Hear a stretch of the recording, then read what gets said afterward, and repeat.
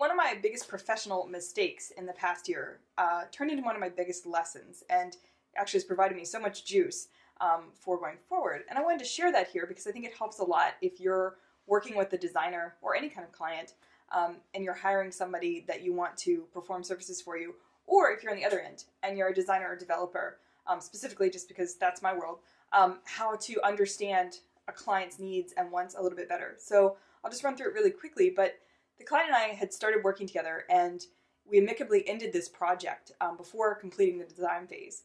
And this client had hired me to create branding and a new website for a new business that she was expanding into. And so I created a series of these client persona, what they call stylescapes, and presented them to her to really start to hone in on who we were speaking to. And we were kind of getting some ground there. And so then I created a series of design mock-ups for her.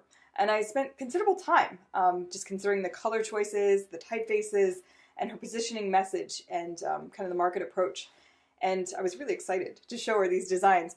And instead of being excited, she requested a new round of designs. And she said she wasn't sure what she wanted, but she knew those weren't it. So I was like, okay, got it. That's not the first time that's happened, of course. So I went at it again. And this time I was sure that I could find the aesthetic presentation that would speak to her target audience. And so after another round of designs, again, she didn't like what she saw, and she decided to end the project before we went any further.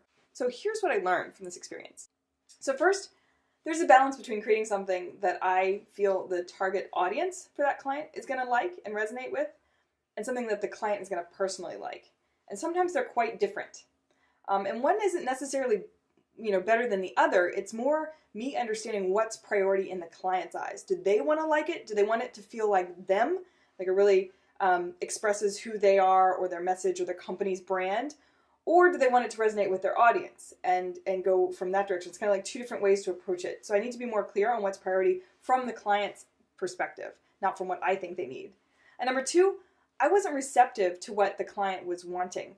This kind of goes with number one. I was more focused on delivering what I thought would work for her, right? Because she's starting a new business and I want to be able to help her to grow and succeed with that business. So I'm focused on what's going to help the business grow, what's going to be competitive in the market, how she should position herself.